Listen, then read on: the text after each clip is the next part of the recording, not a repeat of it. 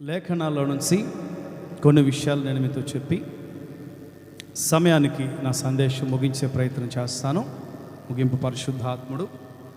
కొన్ని విషయాలు పోయిన వారం మీకు తెలుసు సబ్జెక్ట్ ఏంటి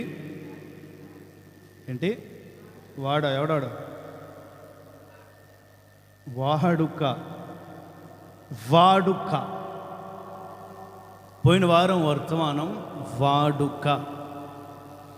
ఒక దేవుని బిడ్డగా, ఒక క్రైస్తవునిగా, యేసయ్య రక్తంతో కడగబడిన ప్రజలముగా, దేవుని ప్రజలముగా మనకు కొన్ని వాడుకలు ఉండాలి. మూలవాక్యం చూపించి మరలా మూలవాక్యంలో కొన్ని విషయాలు పోయిన వారంలో కొన్ని మూలవాక్యానికి సంబంధించిన విషయాలు చెప్తూ మిగిలిన నేను పోయిన వారం ఏం చెప్పాను, యేసయ్యకు వాడుకగా ఉన్న విషయాలు కొన్ని ఉన్నాయి. అవి మనకి మరీ ప్రాముఖ్యం. ఎవరెవరికో పూర్వీకులకు, ఎవరెవరికో గొప్ప గొప్ప వ్యక్తులకు వాడుకగా ఉన్నవే మనకి ప్రయోజనకరము అని మనం భావించాం. పోయిన వారం మాట్లాడుకున్నాం. అలాంటిది సాక్షాత్తు మనం ఆరాధిస్తున్న మన ప్రభు అయిన యేసయ్య శరీరధారిగా భూమి మీదకి దిగి వచ్చి సేవ చేస్తూ సంచరిస్తూ తన మాదిరిని ప్రజలకు కనపరుస్తూ ఉన్న ఆ శుభదినములలో ఆయన పాటించిన వాడుక కలిగిన విషయాలు మరీ ముఖ్యము కదా. కాబట్టి చాలా ముఖ్యమైన విషయాలు అని నేను అనుకుంటున్నాను. కొంచెం కఠినంగా ఉంటుంది, వర్తమానం సిద్ధపరిచేటప్పుడే కఠినంగా ఉంటుందని నేను అనుకున్నాను.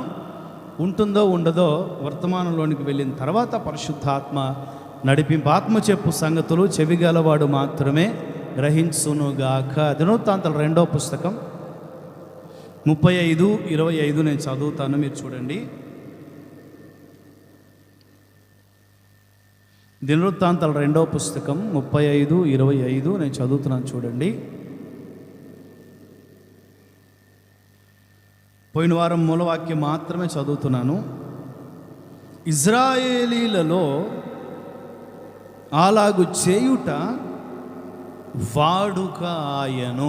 స్తోత్రం చెప్పండి. మనకు తెలుసు భూప్రపంచములో మనుషులకు వాడుకగా, కస్టమ్ ఫీచర్స్, వాడుకగా ఉండగలిగిన విషయాలు చాలా ఉంటాయి.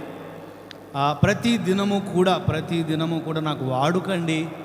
కొంతమందికి ఊత పదాలు ఉంటూ ఉంటాయి, అలా మాట్లాడటం వాళ్ళకి వాడుక.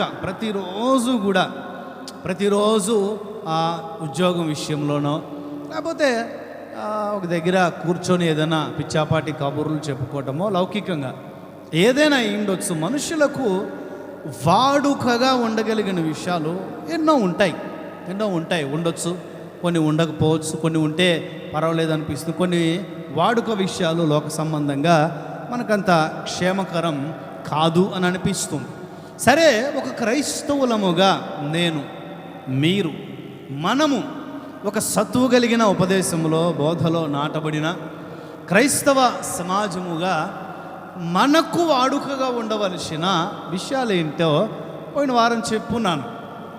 సితారా వాయించుట ఏంటి చెప్పండి? స్తుతి. ఒక క్రైస్తవుని నోట స్తుతి ఉండాలి. ఎన్నో చోట్ల స్తుతి ఉండదు కదా. స్తుతి ఉండదు, ఆరాధన ఉండదు, నిద్ర, మబ్బు. అక్కడ సాతాను తిష్ట వేసుకొని ఉంటాడు ఆ ఆరాధనా స్థలాలలో అని మన పూర్వీకులు ఎంతోమంది చెప్పగా నేను విన్నాను. గొప్ప గొప్ప మహానుభావులు ఎంతోమంది చెప్పగా నేను విన్నాను. స్తుతి లేని దగ్గర దుష్టుడు ఉంటాడు. స్తుతి లేని దగ్గర సాతాను కార్యాలు, సాతాను సంబంధమైన ఆరాధనలు ఉంటాయి. అతనివి కూడా ఆరాధనలే, సాతాను సంబంధమైన ఆరాధనలు ఉంటాయి. స్తుతి లేని దగ్గర, ఆరాధన లేని దగ్గర, ప్రభువుని ఘనపరచుట లేని దగ్గర, హల్లెలూయా అనే పదం లేని దగ్గర దుష్టుడు ఉంటాడు.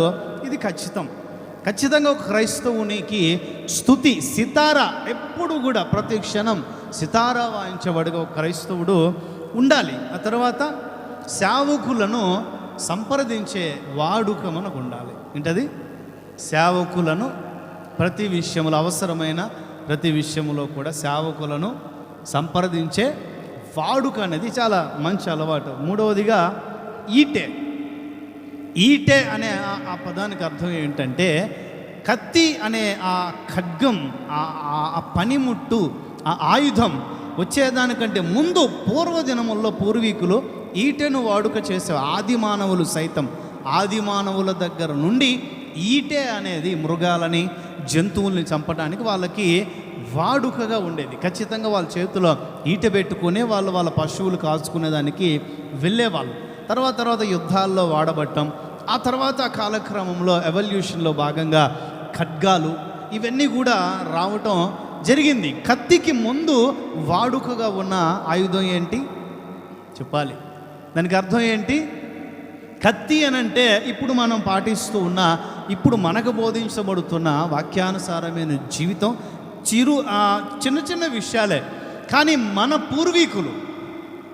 పూర్వీకులు చేసిన భక్తి ఈ రోజుకు కూడా గొప్ప గొప్ప దేవజనులని చెప్పబడిన వారు కూడా సరిగ్గా పాటించలేని పరిస్థితులు, అంత దమ్ము లేని పరిస్థితి చెప్పాలండి. అంత సత్తా, అంత శక్తి, అంత భక్తి, అంత పరిశుద్ధత, అంత ప్రార్థన మన పూర్వీకుల్లో ఉన్నంత ఆ పరిశుద్ధాత్మ అభిషేక ప్రవాహం నేడు దినముల్లో నన్ను కూడా ఇంక్లూడ్ చేసుకొని చెప్తున్నా కనిపించలేని పరిస్థితులు. ఎందుకంటే చుట్టూ వాతావరణం ఏమంటారు, ట్రెండ్ అంటాం కదా, లోక సంబంధంగా ఏమంటాం, ట్రెండ్. ప్రయత్నం చేస్తున్నాం. ఖచ్చితంగా నాలో లేవు అని ఎలాగా సాక్ష్యం చెప్తున్నానో నేను ప్రయత్నిస్తున్నానని కూడా అలాగే సాక్ష్యం చెప్తున్నాను. నేను ఎప్పుడు కూడా పితరులను గురించి ఆలోచిస్తూ ఉంటాను. మన పూర్వీకులు ఎలాంటి పునాదులు వేశారు సమస్తకి, మనం ఎలా ఉండాలి, మన పూర్వీకులు ఎలాంటి ప్రార్థనా జీవితం కలిగి ఉన్నారు, మనం ఎలా ఇలా చాలా విషయాలు పోయిన వారమే నేను మీతో చెప్పున్నాను. అవన్నీ చెప్పుకుంటే ఎక్కువైపోతుంది. వాడుక మూలవాక్యంలో భాగంగా మరియమ్మ తల్లి గారికి, యోసేపుకి ప్రతి సంవత్సరం యెరూషలేముకు వెళ్ళటం చెప్పండి సబ్జెక్టేగా.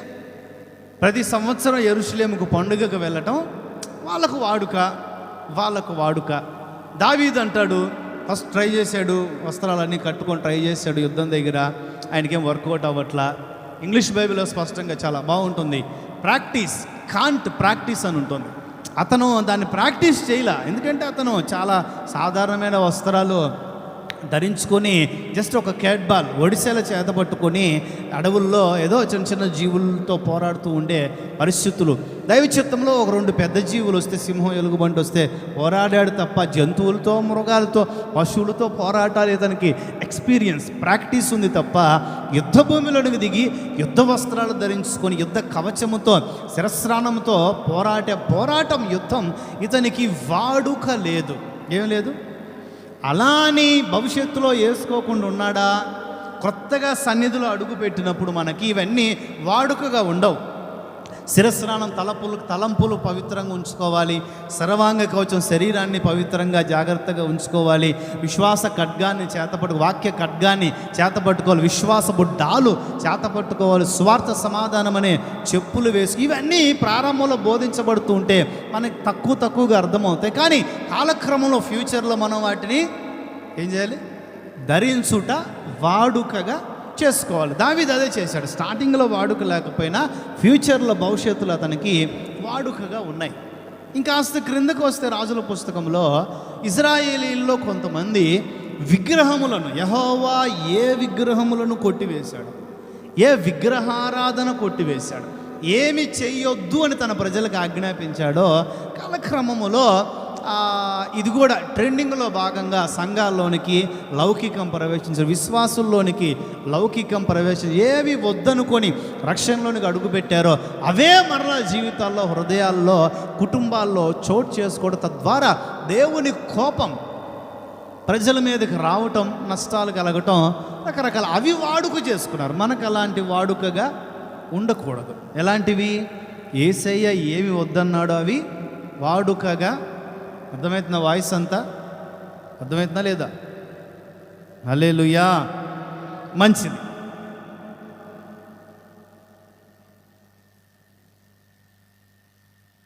సరే, ఇప్పుడు ఒక 3 విషయాలు నేను మీతో టూకీగా చెప్పి ముగించే ప్రయత్నం చేస్తాను. మన ప్రభు అయిన యేసయ్యకు వాడుకగా ఉన్న విషయాలు ఏంటి? మొట్టమొదటిది, విశ్రాంతి దినమున మందిరానికి పోయి ప్రార్థన చేసుకోవటం, లేదా మందిరానికి పోయి వాక్యం చదవటం, వాక్యం వినటం ఆయనకి వాడుక. రాసుకునేది ఏంటంటే విశ్రాంతి దినమును పాటించుట వాడుక. యేసయ్యకు అనే పదం ముందు రాసుకొని, యేసయ్యకు విశ్రాంతి దినమును పాటించుట వాడుక. లూకా సువర్తమానం 4వ అధ్యాయం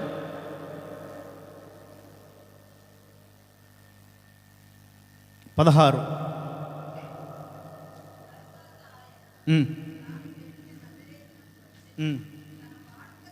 మీరు ఇది గమనించాలి, చాలా బ్రాకెట్ చేసుకోవాలి దాన్ని, ఆ పదాన్ని. యేసయ్య తన వాడుక చొప్పున విశ్రాంతి దినమందు ప్రార్థనా మందిరంలోనికి వెళ్ళి చదవటానికి నుంచుని, ఆయన బోధకుడు కాబట్టి చదవటానికి నుంచున్నాడు, మీరు విశ్వాసులు కాబట్టి వినటానికి కూర్చున్నారు, అంతే తేడా. స్తోత్రం చెప్పండి, ప్రభువుకి చెప్పండి గట్టిగానే, హల్లెలూయా. సరే, నా వైపు చూడండి జాగ్రత్తగా. మన ప్రభు అయిన యేసుక్రీస్తు జీవిత చరిత్ర కాస్త మనం పరిశీలించి చదవగలిగితే 2 రకాల విశ్రాంతి దినాల్లో ఈయన నడిపించబడుతూ ఉంటాడు. ఒకటి, ఈయన ఆత్మీయంగా పాటించే విశ్రాంతి దినం. 2, శాస్త్రులు, పరిసయ్యులు, సద్దూకయ్యులనే నామమాత్రపు సేవకులు, ఆ యూదులు, భక్తులు ప్రవేశపెట్టిన దొంగ విశ్రాంతి దినం. ఏ విశ్రాంతి దినం చెప్పాలి? విశ్వాసులు మోసం చేసే విశ్రాంతి దినం, లేకపోతే ఇజ్రాయేల్ని మోసం చేసే దొంగ విశ్రాంతి దినం. ఆ దొంగ విశ్రాంతి దినాన్ని ఆయన పాటించాల. శాస్త్రులు, పరిసయ్యులు, సద్దూకయ్యులు ప్రవేశపెట్టిన దొంగ విశ్రాంతి దినాన్ని యేసయ్య పాటించాల. చాలాసార్లు గొడవ ఆయనకి వాళ్ళకి, నువ్వేంటయా విశ్రాంతి దినాన్ని పాటించో, విశ్రాంతి దినాన్ని పిచ్చోడా. మనుష్య కుమారుడు విశ్రాంతి దినానికి ప్రభు అయి ఉన్నాడు. స్తోత్రం చెప్పండి, చెప్పండి ప్రభుకి. విశ్రాంతి దినం ప్రవేశపెట్టిందే నేను, విశ్రాంతి దినాన్ని బోధించిందే నేను, విశ్రాంతి దినాన్ని ఇజ్రాయేలుకి ఇచ్చిందే నేను. నువ్వు నాకు చెప్తున్నావు, శాపగీత నేర్పిస్తున్నావు, తాతకు దగ్గు నేర్పిస్తున్నావా? నువ్వు చెప్పేదేమో దొంగ విశ్రాంతి దినం, నేను చేయమనేదేమో నిజమైన విశ్రాంతి దినం. స్తోత్రం చెప్పండి. ఓకే, ఈ 2 అర్థమైనాయా? విశ్రాంతి దినాన మందిరానికి వెళ్ళి దేవుని సన్నిధిలో ఆరాధనలో పాల్గొనటం యేసయ్యకి చెప్పాలి. పాత నిబంధనలో, క్రొత్త నిబంధనలో కూడా 2 విశ్రాంతి దినాలు. పాత నిబంధన విశ్రాంతి దినం ఏంటి? సాటర్డే, శనివారం. అది ఎవరికి? ఇజ్రాయేల్ దేశంలో ఉన్న ఇజ్రాయేలు సంతతికి పుట్టిన ఇజ్రాయేలీలకి శనివారం విశ్రాంతి దినం. సబ్బాత్ అనే పదం వాడారు. షబాత్, సబ్బాత్, విశ్రమించుట, ఇట్లాంటి పదాలు వాడారు. విశ్రాంతి దినం వాళ్ళు ఈ రోజుకు కూడా పాటిస్తారు. పచ్చి మంచినీళ్ళు కూడా తాగరు అని అంటే మీరు నమ్మాల్సింది. ఏంటది? ఇప్పటికి కోట్లకు పడగదీసిన వ్యాపారస్తుడు కూడా తన కంపెనీ మూసుకుంటాడు ఖచ్చితంగా అని అంటే మీరు నమ్మాల్సింది. ఎంత పెద్ద BMW కార్లు, 10, 20, 100 కార్లు కలిగిన బిగ్ షాట్ కోటీశ్వరుడైన అధికారి అయినా ఖాళీ నడకలో ఏదైనా అవసరాన్ని బట్టి రోడ్డు మీదకి వెళ్ళాలంటే ఖాళీ నడకలో పోయి రావాల్సిందే. ఇంకా ఎందుకండి, లిఫ్ట్లో నెంబర్లు కూడా నొక్కరు వాళ్ళు.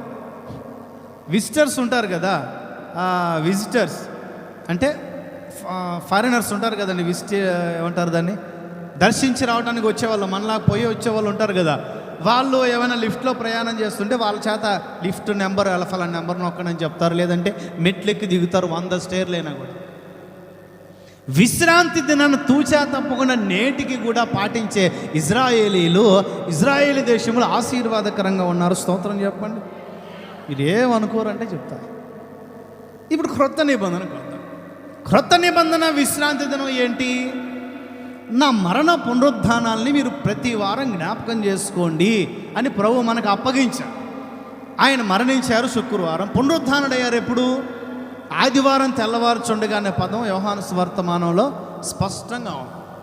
ఆదివారం తెల్లవారుజామున. సో ఆదివారం నాడు ప్రభువుని జ్ఞాపకం చేసుకోవాలి. క్రైస్తవునికి యేసయ్య రక్తంతో కడగబడిన వ్యక్తికి విశ్రాంతి దినము ఆదివారం. స్తోత్రం చెప్పండి.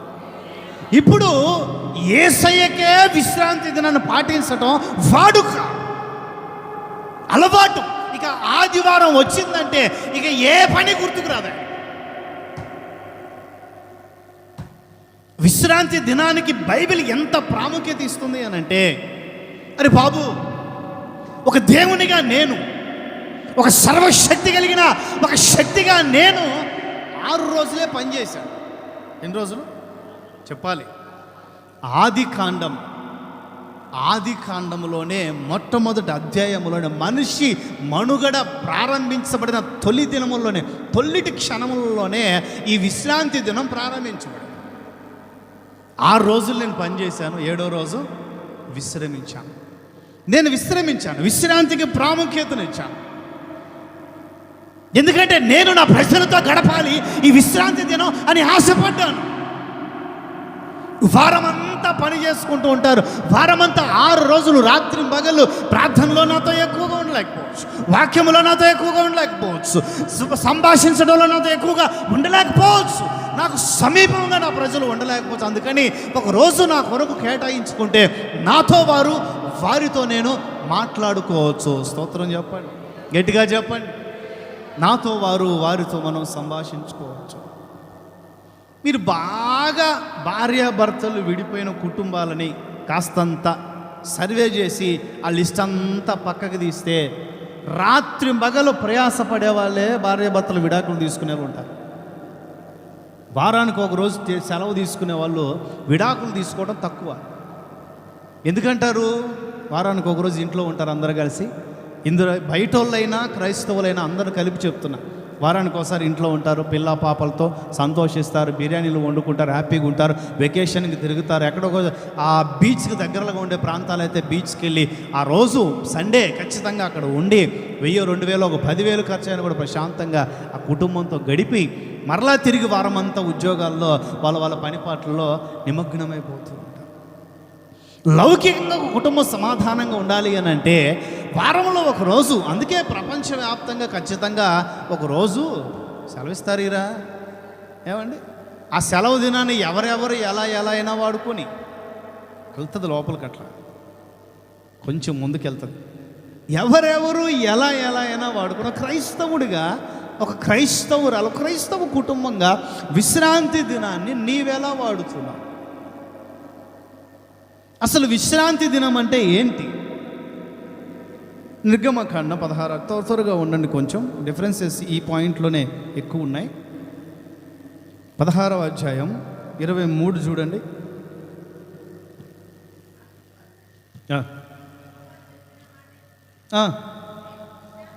రేపు విశ్రాంతి దినం అండి.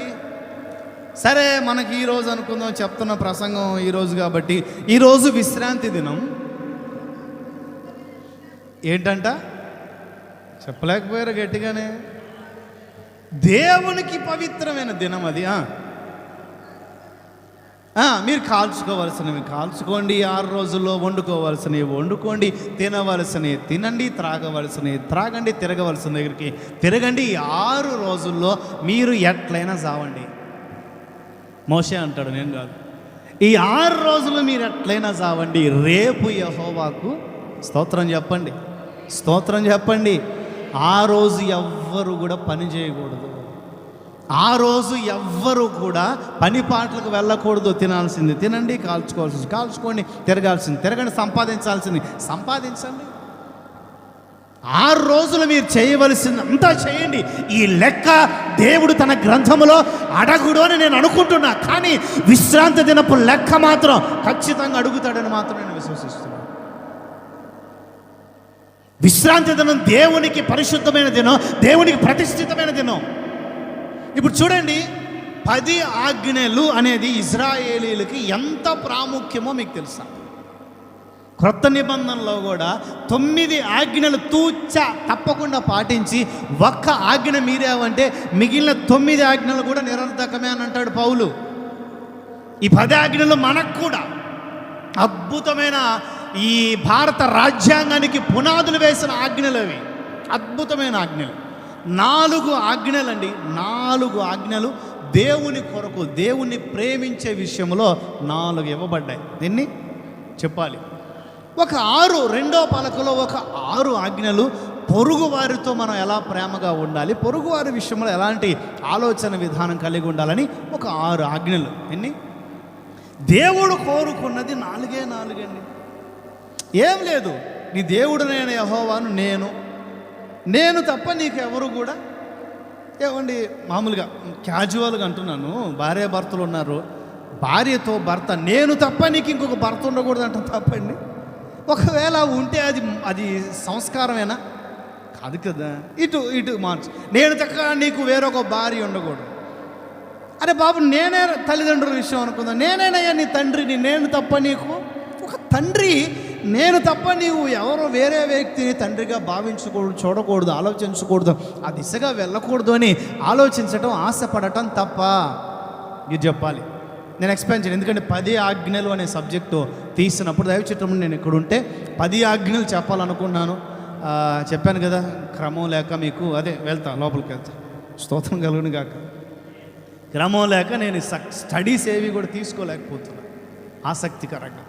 సరే, నేను తప్ప మీకు వేరే దేవుడు ఎవరు ఉండకూడదు అని చెప్పాడు. ఆ 2వ ఆజ్ఞ దగ్గరికి వస్తే, నీ దేవుడైన యెహోవా నామం వ్యర్థంగా ఉచ్చరించొద్దు. ఊరికే వ్యర్థంగా దేవుని చిత్తం, దేవుడు అని ఊరికే పనికిమాలిన విషయాల్లో కూడా, పనికిరాని విషయాల్లో కూడా దేవుడని ఆయన అడ్డంగా బుక్ చేయొద్దు, అనవసరంగా వ్యర్థంగా ఉపయోగించొద్దు. ఆ 3వ ఆజ్ఞ దగ్గరికి వస్తే 20వ అధ్యాయం విశ్రాంతి దినాన్ని గురించి ఉంటుంది. 20వ అధ్యాయం నిర్గమకాండం 8 నుండి 11 వరకు మీరు నోట్ చేసుకోండి, చదవండి. కొంతమంది పక్క పేజీ 8 నుండి విశ్రాంతి దినాన్ని పరిశుద్ధంగా ఆచరించే జ్ఞాపకం చేసుకో. 6 దినాలు నీవు కష్టపడి నీ పని అంతా చెయ్యి.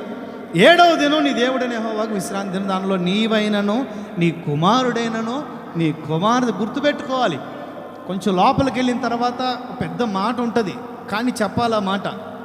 అందుకే గుర్తుపెట్టుకోండి అని చెప్తున్నా. దేవుడు చెప్పాడు కాబట్టి చెప్తున్నాను, నేను నా అంతటి నేనే చెప్పట్లా. ఏంటండి, నీ కుమారుడైన నీ దాసుడైనను, నీ కుమారుడు నీ కుమార్తె నీ దాసి అయినను, నీ పశువైనా కూడా, నీ ఇళ్లలోనున్న పరదేశి అయిన పని చేసేవాడైనా ఏ పని చేయకూడదు. 6 దినాల్లో యెహోవా ఆకాశమును భూమిని సముద్రమును వాటిలో సమస్త 7వ దినం విశ్రమించిన చేత యెహోవా విశ్రాంతి దినమును ఆశీర్వదించి పరిశుద్ధపరిచాడు. దేవుని ప్రజలారా, దేవుడు విశ్రాంతి దినాన్ని పరిశుద్ధపరిచాడు కదా. ఆయన పరిశుద్ధపరిచిన దినమున ఆయన సన్నిధిలో పరిశుద్ధ సంఘముగా కూడకపోతే నీవు పరిశుద్ధుడవేనా, పరిశుద్ధురాలవేనా? నీ కుటుంబం పరిశుద్ధమైనదేనా? నాకు రీజన్స్ అనవసరం, నా అంతటా నాకు రీజన్స్ చెప్తారు, నేను ఓకే అంటే నా గురించి చెప్పట్లేదు నేను, నాకు రీజన్స్ అనవసరం. అకార్డింగ్ టు స్క్రిప్చర్స్, లేఖనాలని ఆధారం చేసుకుని మీతో చెప్తున్నా, మీరు పరిశుద్ధులేనా? అంటే విశ్రాంతి దినం పాటించిన వారు గురించి చెప్తున్నా. యేసయ్యకు ప్రతి విశ్రాంతి దినం మందిరంలోనికి వెళ్ళి వాక్యం చదవటం, వాక్యం వినటం, చెప్పాలి, అందరి నోట్లు రాట్ల గట్టిగా వాడుక. ప్రతి విశ్రాంతి దినం ఆయన సన్నిధిలో నువ్వు కనపడుతున్నావు. ఆయన సన్నిధిలో కనబడుటకు పరిశుద్ధమైన అలంకారాలు ధరించుకొని రండి అని లేఖనం చెప్తుంది కదా. కనిపిస్తున్నామా? ఎందుకు కనిపించట్లా? ఒకవేళ నువ్వు కనిపించకపోతే పరిశుద్ధుడు ఎలా అవుతావు? పౌలు పత్రికలన్నీ మీరు గమనిస్తే ముఖపరిచయములో పరిశుద్ధులుగా ఉండుటకు పిలువబడిన వారికే నా పత్రిక. ఏంటా పత్రిక? అదే పరిశుద్ధులుగా ఉండుటకు పిలువబడిన వారికే పౌలు పత్రిక. ఏ పత్రిక అయినా, ఏ పరిశుద్ధమైన బోధ అయినా, పరిశుద్ధులుగా ఉండటకు పిలువబడిన వారికే ప్రసంగం. పరిశుద్ధులుగా ఉండటానికి ప్రయత్నిస్తున్న వారికే వాక్యం. అలా ప్రయత్నించేవాడు విశ్రాంతి దినాన సన్నిధిలో కనిపిస్తాడు. ఇది లేఖనం. అదే అధ్యాయం 31 12 నుండి 17 వరకు చూడండి. ఇక్కడ ఉంటుంది వార్నింగ్. 31 12 నుండి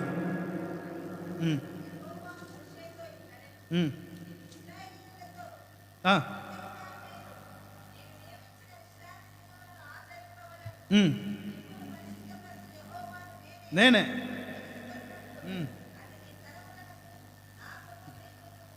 గుర్తు. విశ్రాంతి దినాన్ని ఆచరించాలి. నిశ్చయముగా అది మీకు పరిశుద్ధం. దానిని అపవిత్రపరిచేవాడు ప్రజల్లో నుండి కొట్టివేయబడతాడు. మరణశిక్ష అనే పదం ఏడుందని ఇక్కడే పక్కనే 15 చదవండి. 6 దినములు పని చేయవచ్చు, 7వ దినం యెహోవా ప్రతిష్ఠించిన దినం. ఆ విశ్రాంతిని పనిచేయు ప్రతివాడు తప్పక మరణ శిక్ష నొందును. నా వైపు చూడాలి. మీరు ఇంటికి వెళ్ళాక నోట్ చేసుకోండి. ఒక చోట సంఖ్యాకాండంలో ఒక వ్యక్తి విశ్రాంతి దినాన కట్టెలు ఏరటానికి పోయాడట. ఏం ఏరటానికి? ఆ సిచ్యువేషన్ ఏంటంటే, ప్రతి అరుణోదయాన ఆ రోజంతటికి అవసరమైనంత మన్నా దేవుడు వాళ్ళకి ఇస్తున్న దినములు. ఆ దినములు సంపాదించుకోవాల్సిన అవసరం లేని దినం, కూర్చొని తినే దినములే. కూర్చొని చెప్పాలి గట్టిగా, కఠినంగా చెప్తున్నాను అనుకోవద్దు, ఉద్దేశపూర్వకం కాదు. కూర్చొని తినే రోజులే. ఏంటి చెప్పండి గట్టిగా. ఏమండి, ఒకరోజు పనికి వెళ్ళకపోతే ఆకలితో అలమటించే కుటుంబాలు మీ కుటుంబాల్లో, మన సంఘంలో ఎవరన్నా ఉన్నారా? ఒక్కరోజు పనికి వెళ్ళకపోతే నోరు తెరిచి చెప్పండి, ఉన్నారా? ఒక్కరోజు పనికి వెళ్ళకపోతే అడుక్కు తినే స్థితిలోనికి వెళ్ళే కుటుంబాలు ఏమైనా ఉన్నాయా?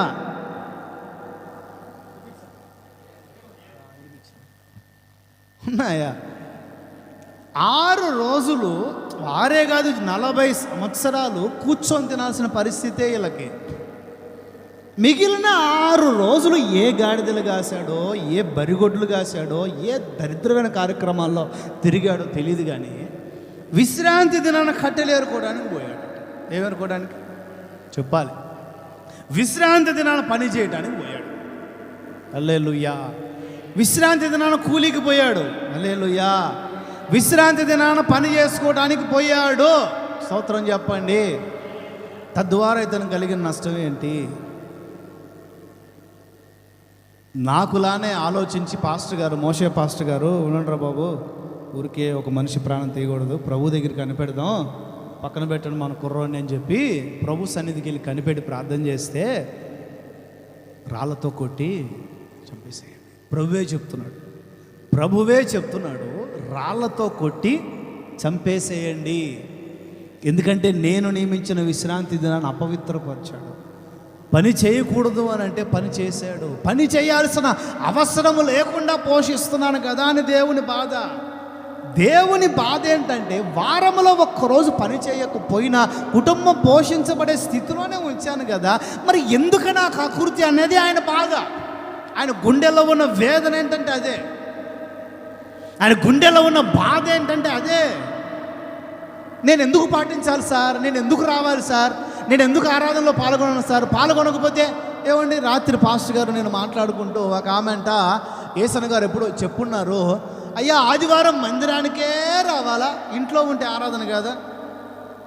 వీధిలో ఉంటే ఆరాధన కాదా అని చెప్పి నేను ఇంట్లోనే ఆరాధన చేసుకుంటానయ్యా అని ఆ రోజుల్లోనే ఇంట్లో ఆరాధన స్టార్ట్ చేసుకుందంట. ఒక్కతే స్తోత్రం ప్రభా, స్తోత్రం ప్రభా, స్తోత్రం ప్రభా. ఈరోజు బుడ్డోడు ఒకడు వచ్చాడు, మమ్మీ మమ్మీ మమ్మీ అని చుట్టూ తిరిగాడు. పోరా సైతాన్. బుడ్డోడు సైతాన్.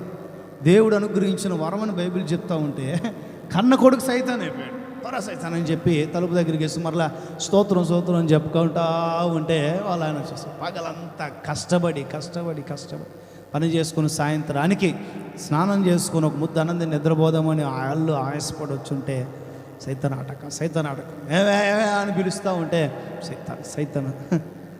సైతాన్ అని చెప్పి పోయి ఏంటి వేనీళ్ళు పెట్టింది. పావు గంటలో సలా కాగబెట్టింది. ఆడ విడిగా బాత్రూంలో పెట్టింది. చల్లనీళ్ళు పెట్టడం మర్చిపోయింది. మళ్ళీ అదిగో వేనీళ్ళు పెట్టేసాను పో అని చెప్పి మళ్ళీ మోకరించింది. ఆ మనిషి పోయి చేయి పెట్టేసరికి ఏమంటే చర్మం లేచొచ్చు, కడుపులో గాలింది, తెక్కెక్కింది, మెంటలెక్కింది. పోయి పాపం ఆమె నెత్తి మీద పోసాడంట ఆ నీళ్ళన్నీ. ఇప్పుడు ఇంట్లో ఆరాధిస్తున్న ఆరాధన ఆమెకి నష్టం కలిగించిందా, లాభం కలిగించిందా? మీరు చెప్పండి. ఏమండి, ఎక్కడున్నా నేను స్తుతించుకుంటాలే, నేను అక్కడున్నా పని చేసుకున్నా, పని దగ్గర ఉన్న ప్రభువును స్తుతించుకుంటూ ఉంటానులే, అన్నీ చూస్తుంటాడు ఆయన. విశ్రాంతి దినమును పాటిస్తున్నావా లేదా అన్నీ చూసుకొని అన్నీ రాసుకొని దానికి తగ్గట్లే వేస్తాడు. ఇప్పుడు నేను ఒక కఠినమైన మాట చెప్తున్నాను. విశ్రాంతి సంఖ్యాకాండం 15:32 నుంచి, సంఖ్యాకాండం 15:32 నుండి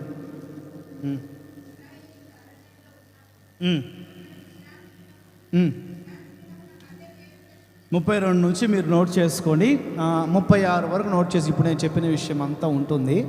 అసలు విశ్రాంతి దినం మనం ఎందుకు పాటించాలి? ద్వితీయోపదేశకాండం 5వ అధ్యాయం, ద్వితీయోపదేశకాండం 5వ అధ్యాయం 12 నుంచి చదవండి. ఇప్పుడు నీవారాధిస్తున్న నీ దేవుడు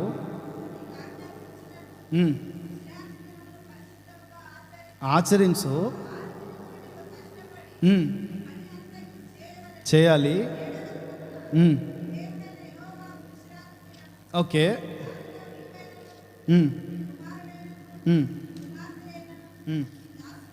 ఓకే. ఎందుకు ప్రతి చోట ఇంత కఠినంగా ఆజ్ఞాపిస్తున్నాడు? ఇంకా ఎందుకంటే ఇక్కడ గమనించాలి. ఎందుకు అంత కఠినంగా? అరే బాబు, వారానికి ఒకసారి మందిరంలో కూడండి, వారానికి ఒకసారి ఆరాధించండి, వారానికి ఒకసారి స్తుతించండి, వారానికి ఒకసారి దేవుని మాటలు వినండి, సరి చేసుకోండి. ఎందుకు అంత ప్రయాసపడి? నేను చెప్తున్నాను, ఎందుకు అంత ప్రయాసపడి? ధర్మశాస్త్రం అంతా కూడా, ప్రవక్తల గ్రంథాల్లో కూడా ఈ విశ్రాంతి దినాన్ని అపవిత్రపరిచినందుకు ఎన్నో ఎన్నో ఎన్నో కఠినమైన శిక్షలు ఉంటాయి.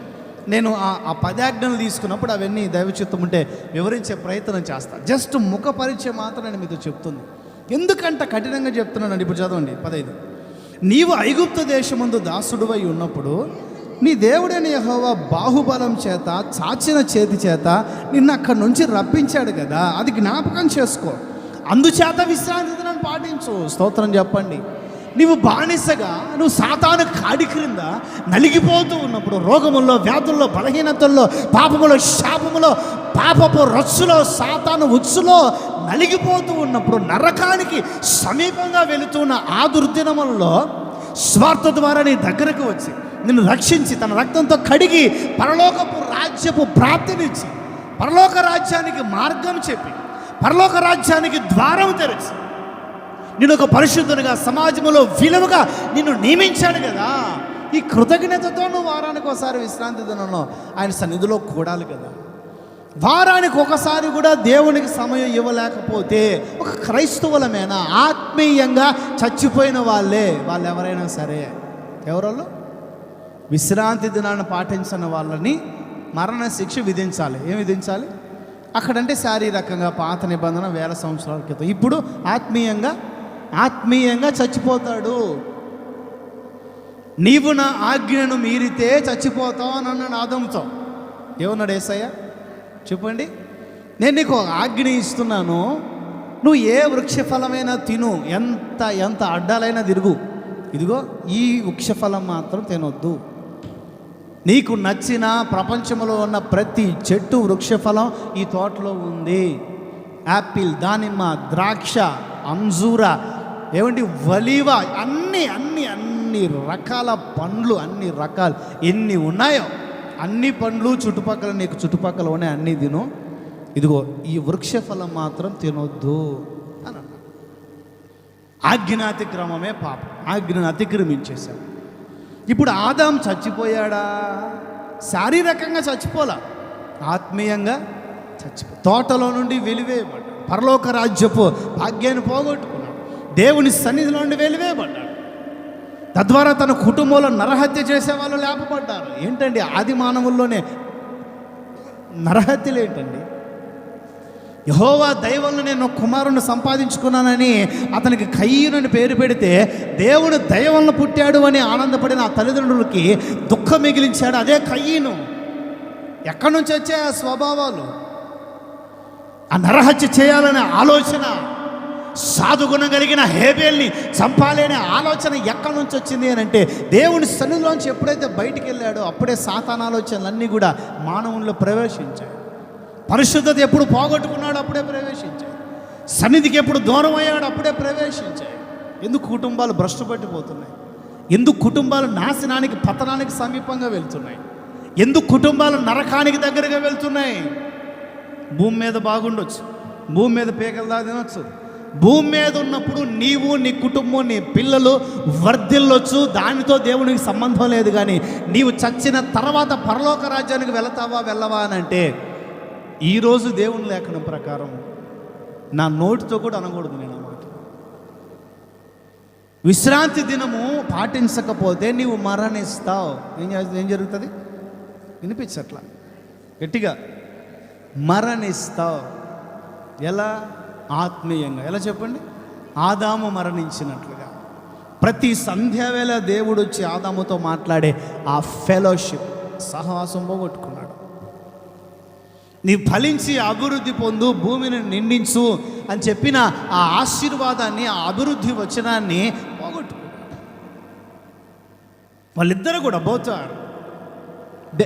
They were last blessings of God, presence of God. దేవుని ఆశీర్వాదం, దేవుని పోలిక పోగొట్టుకున్నారండి. ఇంకా అంతకంటే బాధాకరమైన విషయం ఇంకొకటి లేదండి. దేవుని పోలిక పోగొట్టుకున్నారట. ఏం పోగొట్టుకున్నారు చెప్పాలి? ఎట్లా? ఆదామును దేవుడు తన పోలికలో చేశాడు. ఆదామును దేవుడు దేవుని పోలికలో, తన పోలికలో చేశాడు.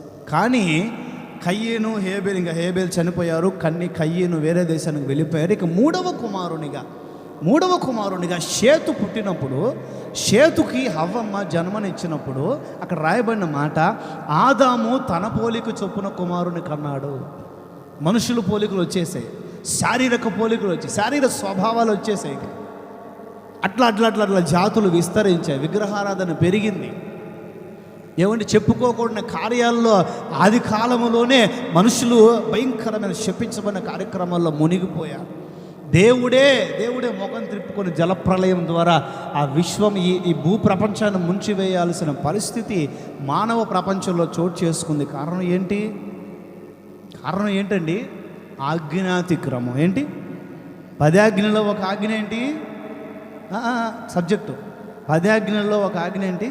విశ్రాంతి దినం పాటించడం. ఈ విశ్రాంతి దినం పాటించుకున్న ఆజ్ఞాతిక్రమం నువ్వు చేసావంటే నీవు ఆత్మీయంగా మరణిస్తావు, నీ తర్వాత తరాలు ఆత్మీయంగా మరణిస్తారు. చివరికి కుటుంబంలో శాపం విలయ తాండవం ఆడుతుందని లేఖనం చెప్తుంది. హల్లెలూయా. ఒకవేళ పాటించే వ్యక్తిగా నీవు, నీ కుటుంబం ఉండగలిగితే ఒక ఆశీర్వచనం ఉంది. యెషయా ప్రవచన గ్రంథం 56వ అధ్యాయం 4-5 వాక్యాలు.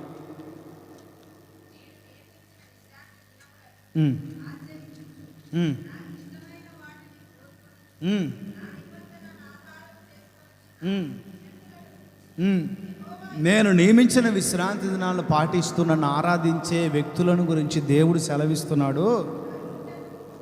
నా ఇంట, నా ప్రాకారాల్లో ఒక భాగం నేను వారికి ఇస్తా. కొడుకులు, కూతులు అని అనిపించుకునే దానికంటే శ్రేష్టమైన పేరు వారికి పెడతాను. కొట్టివేయబడిన నిత్యమైన నామమును ఆయన ధరింపచేస్తాడు. కొట్టండి గట్టిగా, చప్పట్లు ప్రభుకు. కొట్టు గట్టిగా. ఎవరికి? అది కదా కొట్టివేయబడని నిత్యమైన పేరు.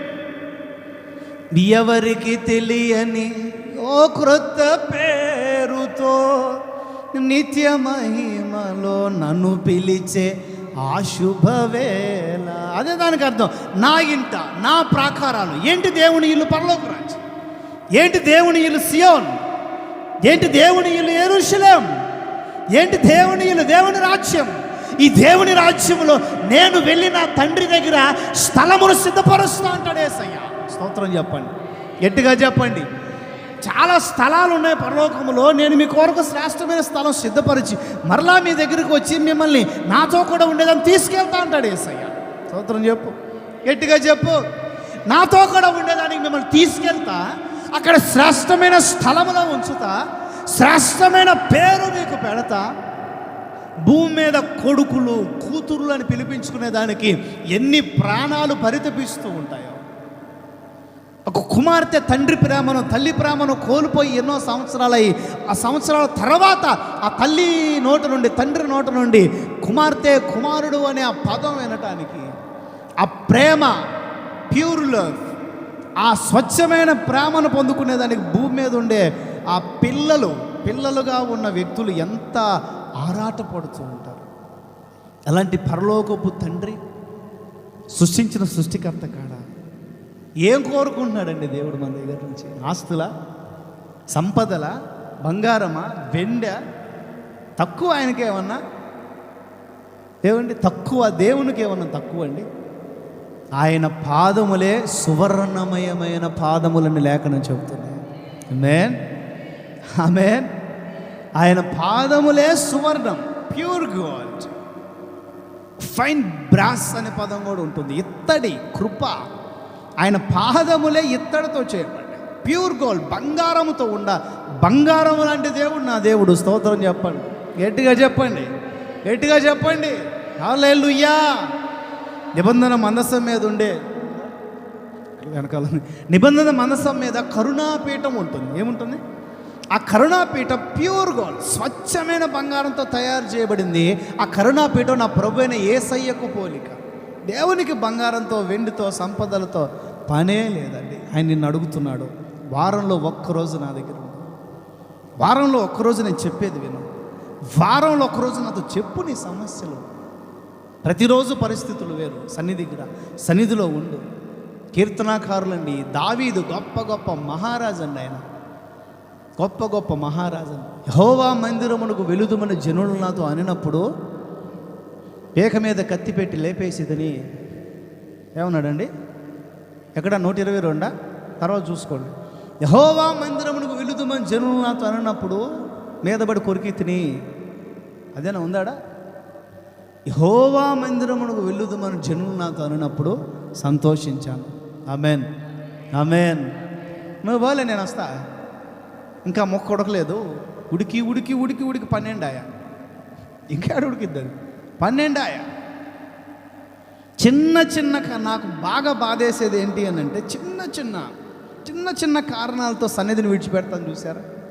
చచ్చిపోయిన వాళ్ళు, ఆత్మీయతో చచ్చిపోయిన వాళ్ళు, వాళ్ళ కొరకు నేను ప్రార్థన చేసినా, రాజన్న ప్రార్థన చేసినా, వెసలన ప్రార్థన చేసినా ఆశీర్వాదం మాత్రం వాళ్ళ కుటుంబాలకు దిగదు.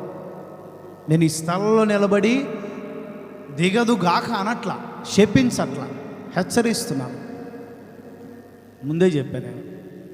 ఏం చెప్పా? జషు గారు కఠినంగా ఉంటుందని చెప్పా. ఏమండి? కఠినంగా ఉంటుందని. అప్పుడప్పుడు మిరియాల చారు తాగటం ఆరోగ్యానికి, చెప్పండి, ఆరోగ్యానికి కాదండి. బైబిల్లో ప్రభు దినము అనేది ఒకటి ఉంది. ఏముంది? చెప్పాలి. ప్రభు దినము 3 రకాలు. ఎన్ని? గట్టిగా గుర్తుపెట్టుకోండి. ప్రత్యక్షత ఇది, ఎవరి దగ్గర వినలేదు. ప్రభు దినం 3 రకాలు. ఒకటి పాత నిబంధనలో విశ్రాంతి దినం, అది ప్రభు దినం. ఏంటి? 2 మనం భూమి మీద ఆరాధించే పునరుత్థానపు దినం, ప్రభు దినం. 3 యేసయ్య 2వ రాకడలో వచ్చే దినము కూడా. యేసయ్య 2వ రాకడలో వచ్చే ఒక దినం ఉంది. ఆ దినమును ఏమన్నారు బైబిల్లో? ప్రభు దినం. నేను మీకు చెప్తున్నాను, హెచ్చరిస్తున్నానా, తిడుతున్నానా, గద్దిస్తున్నానా, లేకపోతే ఆ గీత దగ్గర మీరు ఏదైనా రాసుకోండి, నాకు సంబంధం లేదు. ఈ ప్రభు దినము నాడు నీవు సన్నిధిలో కనపడకపోతే ఆ ప్రభు దినము నాడు రాకడలో కనిపించే అవకాశం తక్కువ.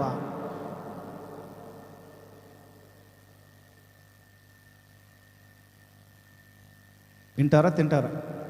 43 నిమిషాలైంది. ఈ ప్రభు దినము నాడు నీవు సన్నిధిలో కనపడకపోతే ఆ ప్రభు దినము నాడు ఎలా కనపడతావు? నేను మిమ్మల్ని అడుగుతున్నాను. సన్నిధిని ఎగ్గొట్టే దేవుని ప్రజలారా, సన్నిధిని ఎగ్గొట్టి సాకులు చెప్పుకొని తిరిగే దేవుని ప్రజలారా, కడుపులో మండింది దేవునికి కూడా. ఆ రోజు ఒక ఉదాహరణ చెప్తూ, యేసయ్య పిలవండి, పెళ్లి జరుగుతుంది, మా అబ్బాయిది, అందరిని పిలుచుకురండి అని చెప్పి పరిచయస్తులకి, స్నేహితులకి, బంధువులకి, తెలిసిన వాళ్ళందరి కబుర్లు పంపిస్తే ఒకడేమో గేదెకు పాలు పిండాలంట. బైబిల్లో ఉన్నదండి, బైబిల్లో ఉన్నదే చెప్తున్నా, ఉద్దేశపూర్వకం కాదు, బైబిల్లో ఉన్నదే చెప్తున్నా. మీకు కావాలని చదువుకోండి, చదివిన వాళ్ళు ఉంటారు. ఒకడేమో పొలంలో పని ఉంది అన్నాడు, అవునా కాదు? ఒకడేమో గేదెలు కొన్నాను కొత్తగా అన్నాడు. అరే గేదె కొంటే ఏది మాట్లాడాలా? దాంతో ఏం చేయాలి? దాంతో ఏమైనా ట్రైనింగ్ ఇవ్వాలా? దాంట్లో సావిడిలో కట్టేసి కొంచెం కుడితేస్తే కొంచెం తౌడేస్తే ప్రశాంతి నిద్రపోయేది కదా. దాని ప్రాణం ఎందుకు తీస్తాం 3 గంటలు? గేదెకి పాలు పిండాలంటాడు ఒకడు, ఆదివారం పిండకపోతే దానికి ఆదివారం కూడా రెస్ట్ ఇవ్వకపోతే ఎట్లా? వాటికేమో పెట్టేది ఎండుగడ్డి, వీటికేమో 10 లీటర్లు కావాలి. యాన్ నుంచి ఇస్తుందండి? ఎక్కడి నుంచి వస్తాయి పాలు? ఆ పాలు పిండి శరీరం ఆరోగ్యం నశించిపోతుంది, వాటి ఆయుష్కాలమే క్షీణించిపోతుంది. ఎందుకమ్మా దూడ అంత సన్నగా ఉంది, గాలికి కూడా ఎగిరిపోయేటట్లుంది అని అంటే పాలిస్తే కదా, ఆ గేదె పాలిస్తే కదా. స్తోత్రం చెప్పండి. ఆదివారం నాడే గేదెకి పాలు పిండాలి అంటాడు ఒకడు, పొలం కొన్నాను అంటాడు ఒకడు. కొత్తగా పెళ్లి చేసుకున్నవారు పిచ్చిన లాగుండా పెళ్లి చేసుకున్న వాళ్ళే రావాలి మందిరానికి, చక్కగా సన్నిధికి వచ్చి భార్యాభర్తలు ఇద్దరు మోకరించి పాస్టర్ గారితో ప్రార్థన చేయించుకొని ఆ నెక్స్ట్ డే నుంచి వారి జీవితం ప్రారంభిస్తే ఆశీర్వాదకరంగా ఉండదండి. కొత్తగా పెళ్లి మరేం చెమ్మచాకాడాలి, ఇద్దరు కలిసి కూర్చోండి. స్తోత్రం చెప్పండి. కొత్తగా పెళ్లి చేసి రకరకాల ఆయన కడుపులో మండి దారిన కనపడే వాళ్ళందరిని, అడుక్కు తినే వాళ్ళని కూడా పిలుచుకురా, శ్రేష్టమైన భోజనం నా సన్నిధిలో వారికి పెడతా. స్తోత్రం చెప్పండి. ఇదే బైబిల్ చెప్తుంది. ఎన్నికైన వారిని, ఏర్పరచబడిన వారిని, గొప్ప వారిని, ధనవంతుల్ని, సంపన్నుల్ని, నేను అది ఇది అని చెప్పుకొని తిరిగే శాస్త్రుల్ని, పరిచయుల్ని, సద్దూకయుల్ని, పాత నిబంధనలో డంబం చెప్పుకొని తిరిగే యూదుల్ని, వీళ్ళందరినీ కూడా గొప్ప వాళ్ళని తిరస్కరించి ఆయన బలహీనులను కోరుకున్నాడు చూసావా? ఆయన ఎన్నిక లేని వారిని కోరుకున్నాడు చూసావా? సమాజంలో తృణీకరించబడిన వారిని ఆయన సన్నిధిలో చేర్చుకున్నాడు చూసావా? స్తోత్రం చెప్పండి. అదే యేసయ్య వాళ్ళ వైపు వేలెత్తి చూపించి అంటాడు, ఇదిగో వేశ్యలు, దొంగలు నీకంటే, మీ అందరికంటే ముందు పరలోక రాజ్యానికి వెళ్తారు, కానీ మీరు మాత్రం గేడు దగ్గర కూడా జాగ్రత్త అంటాడు. ఎవరు వెళ్తారండి పరలోక రాజ్యానికి? అదే వృత్తిలో ఉన్న వాళ్ళు కాదు, మారిన వాళ్ళు. మన గతం ఏంటి? ఒక్కసారి మనకు ప్రస్తుతం సమాజం ఇస్తున్న గౌరవం ఏంటి ఆలోచించుకో. క్రైస్తవునిగా సమాజం నీకు ఇచ్చే గౌరవం ఏంటి? గతంలో నువ్వు ఎదుర్కొన్న పరిస్థితులు ఏంటి? ఆ గౌరవం ఎక్కడి నుంచి వచ్చింది? ఆ మర్యాదలు ఎక్కడి నుంచి వచ్చాయి? ఆయనకి ప్రాముఖ్యతను ఇవ్వకపోతే ఎట్లా? ఏమండి దీన్ని ఏమంటారు?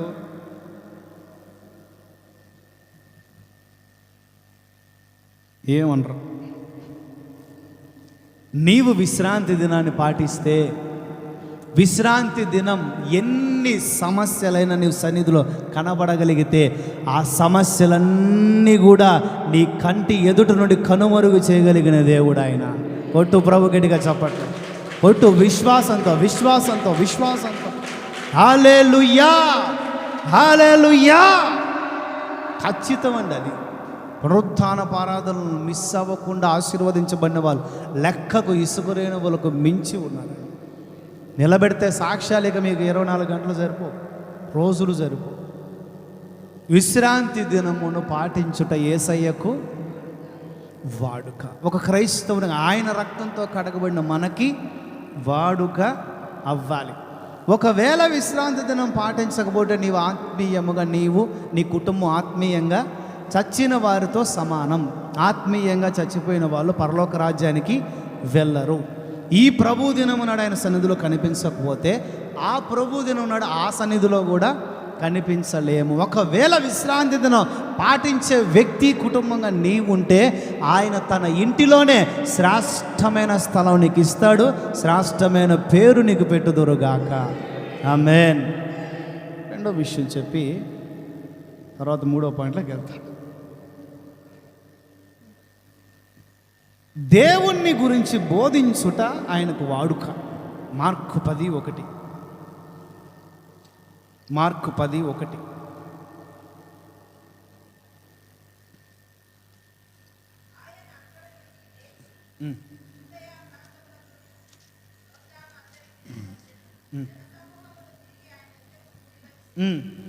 ఆయన తన వాడుక చొప్పున, స్తోత్రం చెప్పండి, గట్టిగా చెప్పండి, ఆయన తన వాడుక చొప్పున వాళ్ళకి మళ్ళీ బోధిస్తానే. ఆయన పని అదే. ఇంకా నేను మిమ్మల్ని బోధకులుగా ఉండండి అని చెప్పట్లేదు.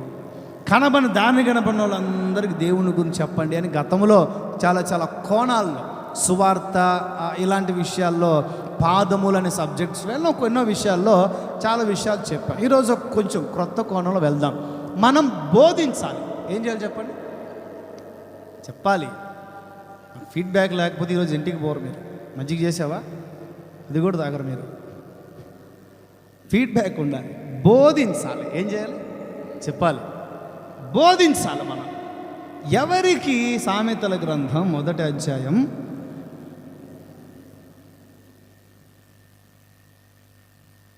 8-9.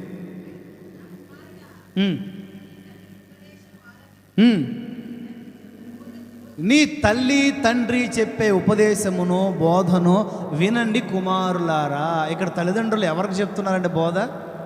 అర్థమైపోయిందా మీకు? ఎవరికి? కుమారులకి. ఎవరికి? కుమార్తెలకి. ఎవరికి?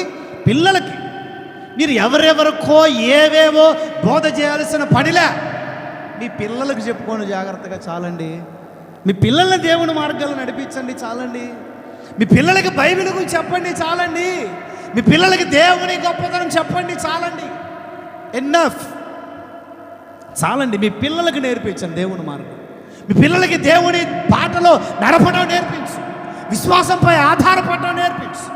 ప్రార్థించడం నేర్పించు. మోకాలు నల్లగొట్టుకోవడం నేర్పించు. ఎక్కడ ప్రపంచంలో ఎక్కడ ఎంత దూరముగా ఉన్నా పవిత్రతను కాపాడుకోవడం నీ పిల్లలకు పునాదులు వేయి. యాకోబు వేశాడు. అందుకే యోసేపు ఐగుప్తుకు వెళ్ళినా కూడా 17 ఏళ్ల యవనస్తుడైన శక్తి కలిగిన తన జీవితాన్ని కాపాడుకొని శిరస్సానముగా నిలబడ్డాడు సమాజానికి.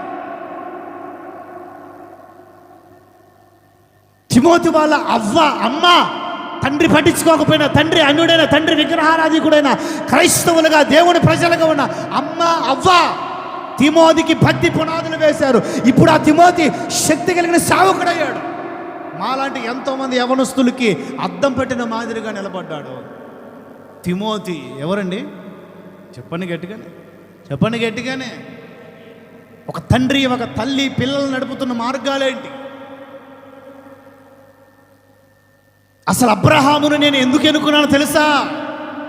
అబ్రహామును నేను కోరుకోవడానికి, పిలవడానికి, ఏర్పరచుకోవడానికి, అతని ద్వారా ప్రపంచ జాతులన్నింటినీ కూడా దీవించడానికి, అసలు అతనిలో నేను చూసిన ఒక రైచస్ ఏంటో తెలుసా?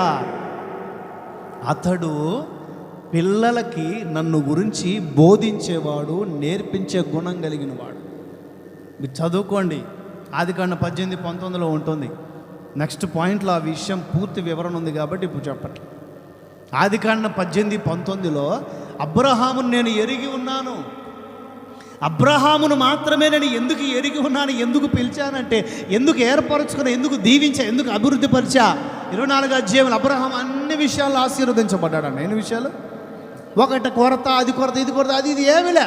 అన్ని విషయాలు అతను ఆశీర్వదించబడ్డానికి గల కారణం తన పిల్లలకి దేవుని గురించి నేర్పించేవాడంట ఆయన. స్తోత్రం చెప్పు, గట్టిగా చెప్పు, గట్టిగా చెప్పు. ఒక 2 స్టోరీలు చెప్తాను నేను మీతో. వింటారా? తింటారా?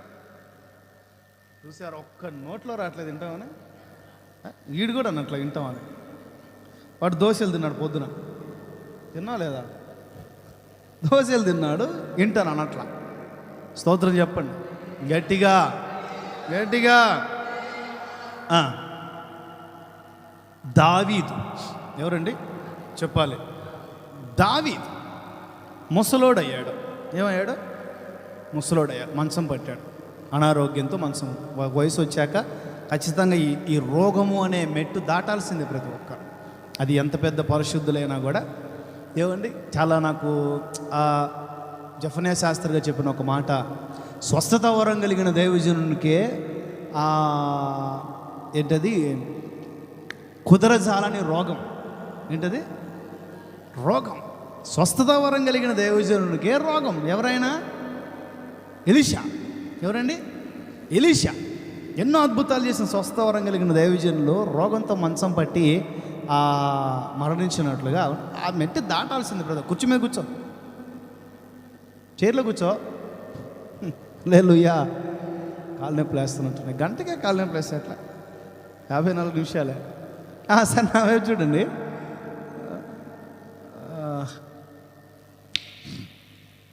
ముసలోడు అయ్యాడు, మంచం పట్టాడు.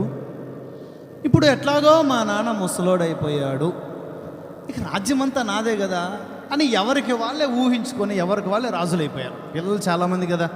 ఆ రోజుల్లో రాజులకి పెక్కుమంది భార్యలు ఉండేవాళ్ళు. ఆ రోజుల్లో 1000 సంవత్సరాల క్రితం ఉండేవాళ్ళు. ఈయనకి పెక్కుమంది కాదులే కానీ ఒక 10 మంది వరకు ఏమో లోపు ఉండుంటారు. కొంతమంది వివరణలే బైబిల్లో ఉన్నాయి. మొత్తానికి పిల్లలు మాత్రం చాలామంది ఉన్నారండి. ఎంతమంది? చాలామంది ఉన్నారు. పిల్లవాళ్ళలో మగపిల్లలు కొంతమంది నేను రాజు అంటే నేను రాజు, నేను రాజు అంటే నేను రాజు, నేను రాజు అంటే నేను రాజు. ఒకడు అదోనియా అనే ఒక దరిద్రుడు, అప్పటికి ఇంకా గుర్రాలు రథాలు, రథం దోలేవాడు, సైనికులు కొంతమందిని. ఏమండి, ఒక్కసారిగా రాదండి ఇదంతా. ఈ అంతర్యుద్ధం అన్నది ఒక్క రోజులో పుట్టుకొచ్చేది కాదు సుమి. కాలక్రమంలో ఎన్నో ఏళ్ళుగా ప్రణాళికలు పన్నుతూ ఉంటే వస్తూ ఉంటాయి. ఇలాంటి సడన్గా బయటపడుతూ ఉంటాయి ఇట్లాంటివన్నీ కూడా. ఇతను ఇంక రథం ఎక్కి ఊరేగటం, నేనే రాజుని అని సామ్రాజ్యాన్ని అంతటికి చెప్పుకోవటం ప్రారంభించాడు. అక్కడ బైబిల్ చెప్తుంది, ఎందుకయ్యా బాబు నువ్వు ఇలా చేస్తున్నావు? దేవుడు నాతో సొలొమోను అభిషేకించమని చెప్పాడు. భవిష్యత్తులో నేను నా రోజులు ఆగాక దేవుడు ప్రేరేపణించి మళ్ళీ ఇంకొకసారి ప్రేరేపిస్తే నేను సొలొమోను అభిషేకించి సింహాసనంపై కూర్చోబెడతాను. వాళ్ళ నాన్నకి తీరని లోటు చేశాను నేను. కానీ సొలొమోను మంచి గుణం కలిగిన వాడే, మీ అంత దరిద్రుడు కాదు. ఎందుకు ఇట్లా చేస్తారు? నేను సొలొమోనుకి ఆల్రెడీ చెప్పి పెట్టున్నాను కదా, మీ అందరికి తెలుసు కదా అని ఏ రోజు కూడా అదోని అని పిలిచి చెప్పలేదట. ఏంటి? ఏ రోజు కూడా అదోనయ్య అని పిలిచి, తద్వారా జరిగిన నష్టం ఏంటి? రాజ్యం 2గా చీలింది దావీదు బతుకున్న రోజుల్లోనే. దావీదు బతుకున్న రోజుల్లోనే రాజ్యం 2గా చీలింది. దానికి కారణం ఏంటి? పిల్లలని తప్పు చేస్తున్నప్పుడు తప్పెందుకు చేశావు అని ఏమడక్క? ఏలీ కుమారులు ఉన్నారండి, చెప్పండి. ఏలియా కాదండో, ఏలీ. సమూయేలు మొదటి పుస్తకంలో ఉంటాడు ఆయన. స్టార్టింగ్లో ఏలీ దైవజనుడు, వాళ్ళ పిల్లలు ఉన్నారు. పెళ్ళైంది వాళ్ళకి. పెళ్ళైనా కూడా దరిద్రమైన పనులు చేస్తూ ఉన్నారు. వీళ్ళ దరిద్రమైన పనుల్ని ఏనాడు కూడా కఠినంగా చెప్పలేదట. పిలిచి చెప్పాడు, నాయనా నలుగురు ఏమనుకుంటారు నాయనా అంటే, నలుగురు తెలియకుండా చేయండి నాయనా అనే ఉద్దేశంలో చెప్పుకుంటాడు పాపం ఆయన. చెయ్యొద్దురా అనట్లా. బాబా పనికి మాలిన పని. బలిపీఠ మీద దేవునివి కదా, అవి మీరు తీసుకుంటున్నారు. మీ ఒళ్ళు కొవ్వబెట్టుకుంటున్నారని పదం ఉంటుంది ఆడ. కొవ్వబెట్టుకుంటున్నారు మీ శరీరాలను. నా బలిని మీ పిల్లలు తింటున్నారు. నువ్వు ఎప్పుడు గద్దించిన వాడవు కాదు. నాకంటే ఎక్కువగా నీవు నీ పిల్లల్నే చూసావు ఏలీ. దేవుడు ప్రవక్త వచ్చి ఏలీతో చెప్తున్నాడు. ప్రవక్త వచ్చి, నాకంటే ఎక్కువగా నీవు నీ పిల్లల్నే చూసావు. నా సొమ్ము మీ పిల్లలు తింటూ ఉంటే చూస్తూ ఊరుకున్నావు నువ్వు. కొవ్వ పెట్టుకుంటున్నారు ఒళ్ళుని, తిని నాకు నా బలిపీఠ మీద అర్పించబడే మాంసమును తింటూ. ఇజ్రాయేలీల్లో బలిపీఠ మీద బలి ఇవ్వటానికి వాళ్ళు సేవ చేసే గుడారానికి రావాలి అంటే అసహ్యం చెందారంట. ఏం చెందారు? అసహ్యం చెందారంట. సేవ చేయండి అయ్యా బాబాని మందిరంలో పాస్టర్ గారు పిల్లల్ని సేవ చేయండి అయ్యా అని చెప్తే, ఆ పాస్టర్ గారి పిల్లలను బట్టి విశ్వాసులు సంఘం మందిరానికి రావడానికి అసహ్యం చెందుతున్నారు. ఏం చెందుతున్నారు చెప్పండి? చూడండి, ఇప్పుడు మొన్న ఈ మధ్య 10వ తరగతి 9వ తరగతి కూడా చదవని పిల్లలు, 14 ఏళ్ళు 13 ఏళ్ళ పిల్లలు, మగపిల్లలు 4-3 కలిసి ఒక ఆడపిల్ల, చిన్న పిల్లని 3వ తరగతి చదివే పాపని పాడు చేసి చంపి ఎక్కడో ఒక జంతువుల, కుక్కల, పశువుల ఏడో పడేసి వచ్చి తల్లిదండ్రులకి ఇంట్లో ఉన్న కొంతమందికి చెప్పారట. ఇంట్లో ఉన్న కొంతమందికి ఇట్లా చేసాం మేము అని చెప్తే, వీళ్ళు ఏం చేయాలి? మనుషులైతే, మనస్సాక్షి కలిగిన వాళ్ళైతే, మనుషులైతే, కడుపుకి అన్నం తినే మనుషులే అయితే పోయి ఏదో పోలీసులకు చెప్పో, ఏదో కంప్లైంట్ చేసో, పిల్లలకి నచ్చ చెప్పో, ఏదో చేసేసి దాన్ని సావధానంగా చేయాలి. వీళ్ళు కూడా అక్కడికి పోయి ఆ చచ్చిపోయిన పాపను తీసుకొని ఒక మూట కట్టేసి, పెద్ద రాయికి తాడుతో కట్టేసేసి నీళ్ళలో పడేసి మాకేం తెలియదని చెప్పి చేతులు తులుపుకొని వచ్చారట. ఈ పిల్లల పరిస్థితి ఏంటి? ఈ తల్లిదండ్రుల, ఈ పెద్దోళ్ళ పరిస్థితి ఏంటి? చివరికి కానీ ఈ రోజుల్లో 100 రోజులు, సంవత్సరం క్రితం చచ్చిపోయిన కూడా బయటికి తీస్తే ఎవరు చంపారో బయటకు వస్తుంది. ఈ రోజుల్లో టెక్నాలజీ ఏమండి తెలిసిపోతాయి. ఆటోమేటిక్గా మీడియా ఇవన్నీ కూడా తెలిసిపోతాయి, తెలిసినాయి, బయటకు వచ్చినాయి. ఇప్పుడు ఆ పిల్లకాయలను కూర్చోబెట్టి, ఏరా బాబు ఎందుకు నాన్న ఇట్లా చేశారు మీరు అని అడిగితే, సెల్ ఫోన్లో చూసి చేశాను సార్. సెల్ ఫోన్లో చూసి చెప్పాలి. దేంట్లో? గట్టిగా సెల్ ఫోన్లో 14 ఏళ్ళు 13 వయసు 18వ తరగతి 7వ తరగతి చదివే పిల్లలకి సెల్ ఫోన్లు ఎందుకు ఇస్తారని మేము చెప్తే మేము దరిద్రులం. పిల్లల చేతులకి ఫోన్లు ఎందుకు ఇస్తున్నారు? వాళ్ళు ఏం చూడరులే, బొమ్మలే అంటారు. ఎదిగిన తర్వాత బొమ్మలు చూస్తారో, ఎక్కువ దిమ్మ తిరిగేదట షాకులు ఇస్తారో ఎవరికి తెలుసు? ఎవరి పిల్లలు వాళ్ళకు ముద్దు నిజమే, కానీ గమనించుకోవాలి సమాజంలో ఏం జరుగుతున్నాయో. అది నేను చెప్పేది. పిల్లలకి వయసు రాకమును పిల్లలకి ఫోన్లు ఎందుకు ఇస్తున్నారనేది. అందుకే ఫోన్లో చూసి నేర్చుకున్నామని, ఫోన్లో చూసి చూసి చూసి చూసి అవి ఇవి అన్నీ చూసి హత్యలు చేయటం, ఆ కార్యక్రమం ఈ కార్యక్రమాలు చూసి చేశామండి అని. చిన్నపిల్లలు కదా మరి, చేసిందే ఒప్పుకున్నాం. తల్లిదండ్రులు పిల్లలకి ఎలాంటి పునాదులు వేస్తే అవే వస్తాయి. ఏ మాటలు నేర్పిస్తే అవే వస్తాయి. ఏ చేష్టలు నేర్పిస్తే అవే వస్తాయి. ఏ వస్త్రధారణ నేర్పిస్తే అవే వస్తాయి. ఏ తలంపులతో ఉండటం నేర్పిస్తే అవే వస్తాయి. ఎందుకయ్యా నువ్వు మీ పిల్లల్ని గద్దించలేదు అంటే ఏలీ సమాధానం చెప్పలేకపోయాడు. నాకంటే ఎక్కువగా నీ పిల్లల్ని చూసావు నువ్వు. తీసేస్తాను, నీ యాజకత్వం నుంచి తీసేస్తాను. యాజకత్వం నుంచి తీసేశాడండి. చెప్పుకునేదాన్ని చాలా బాగుంటుంది, నా కళ్ళలో నీళ్ళు తిరుగుతుంది. చెప్పుకునేదాన్ని చాలా బాగుంటుంది. యాజకత్వం అంటే ఏంటండి? ధర్మశాస్త్రం ప్రకారం యాజకత్వము ఆయన దయచేతనే అనుగ్రహించబడింది.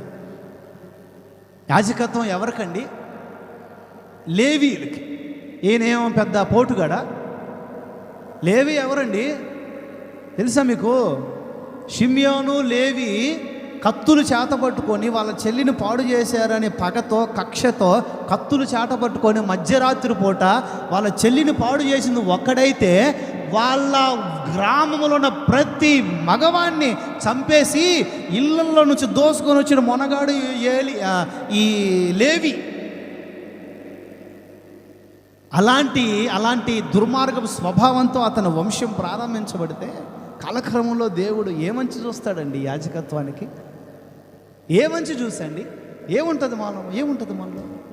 గతం పరీక్షించుకుంటే ఏముంటుందండి యాజకత్వానికి అర్హత? ఏముండదు.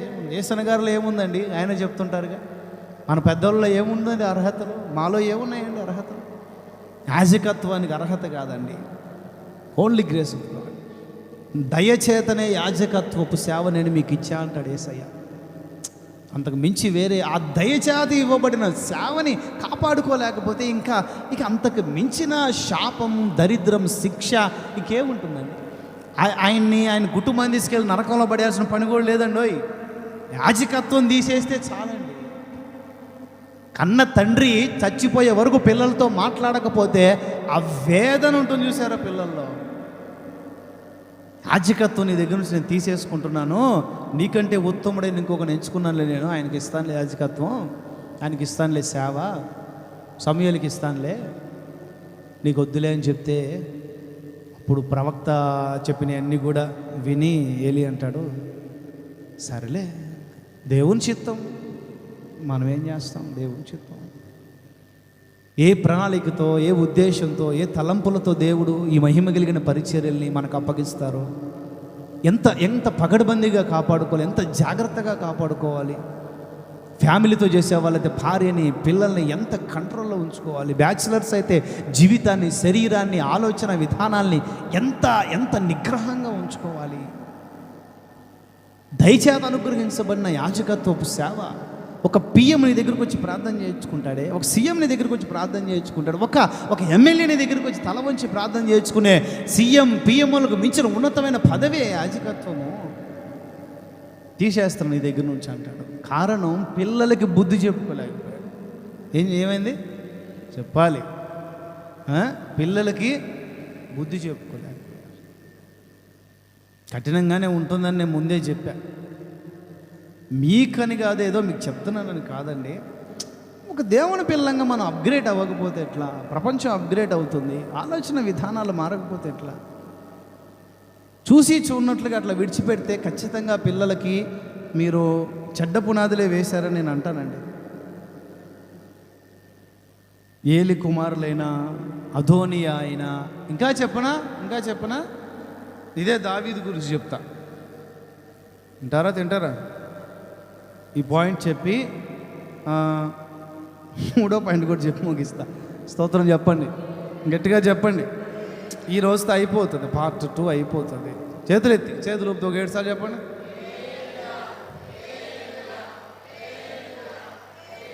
వచ్చే వారం నుంచి తక్కువ చిన్నవి తీసుకొని చిన్నవి చెప్తాను. వచ్చే వారం బల్ల కదా, శనివారం కూడా శుద్ధీకరణ ఉంటుంది. శుద్ధీకరణ నుండి ప్రతి శనివారం ఉపవాస కూడిక, పరిశుద్ధాత్మ కనిపెట్టి కూడిక ఉంటాయి, గమనించుకోవాలి. శుద్ధీకరణ ఉంటుంది వచ్చే శనివారం. హల్లెలూయా. ఇదే దావీదు కుటుంబం ఎక్కువ పెద్ద కుటుంబం అని చెప్పే కదా. అన్న చెల్లి మీద మోహపడ్డాడు. అన్న చెల్లి మీద భావి వరుసలేముండవు అన్నమాట. ఇంకా భావి వరుసలేముండవు. అన్న చెల్లి మీద మనసు పడితే, పాడు చేస్తే, సొంతన్న, ఆమె తోడబుట్టిన సొంతన్న అభిషాలోము, మామూలుగా వేరే అమ్మకు పుట్టిన ఇంకొక ఆయన ఉన్నాడు, హామూరు అనుకుంటా ఆయన. సరే, ఒక ఆయన సంగతి వదిలేద్దాం. అభిషాలోము ఉన్నాడు సొంతన్న. అభిషాలోముకు చెప్పింది ఏడ్చుకుంటూ వచ్చి, అభిషాలోముకు చెప్పింది ఏడ్చి, సరే నాన్నగారు ఏమైనా చెప్తారేమో చూద్దామని పాప కనిపెట్టాడు. కనిపెట్టాడు. దావీదు ఈ విషయంలో మంచి కానీ చెడు కానీ, తప్పు చేసిన వాడిని కానీ, బాధించబడిన వాడిని కానీ పిలిపించి చెప్పినోడు కాదండి. నువ్వు ఒక్కడు భక్తుడివై నువ్వు ఒక్కడు పరలోకానికి పోతే సరిపోతుందా?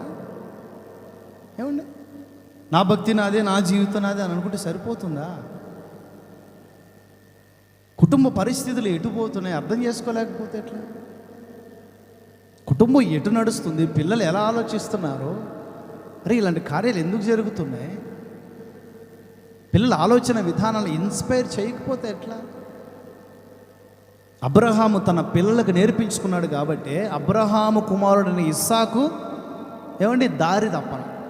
ఇస్సాకు కుమారుడు యాకోబు చిన్న మోసాలు చేశాడు కానీ అవసరాన్ని బట్టి దారి తప్పల. మన పితరుడయ్యాడు ఆయన, పూర్వీకుడయ్యాడు ఆయన.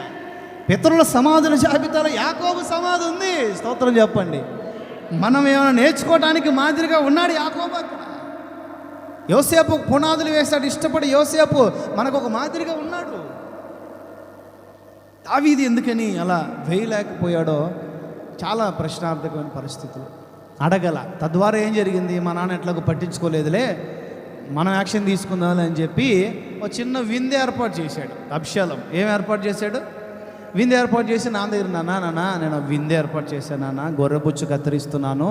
గొర్రెబొచ్చు కత్తిరించడం అంటే ఇంకా అది ఉండిగా తయారు చేసి, కోట్లు తయారు చేసి అమ్మి పైసలు ఎక్కువగా వస్తూ ఉంటాయి కదా, అది ఒక శుభకరమైన దినము కదా, నేను అందుకని పార్టీ ఇస్తున్నాను నాన్న, పార్టీకి మా బ్రదర్స్ అందరు రావాలి నాన్న అంటే, లేదు సరే పిలువు నువ్వు, సరే నువ్వు చెప్తే వస్తారు నాన్న, నువ్వు కూడా రావాలి, నేను రానులే, నాకు మనసు బాగాలేదు, సరే నేను చెప్తానులే అందరికీ అని చెప్పి అందరికి చెప్పి పంపిస్తే ఈ పనికి మాలినోడు కూడా వచ్చాడు.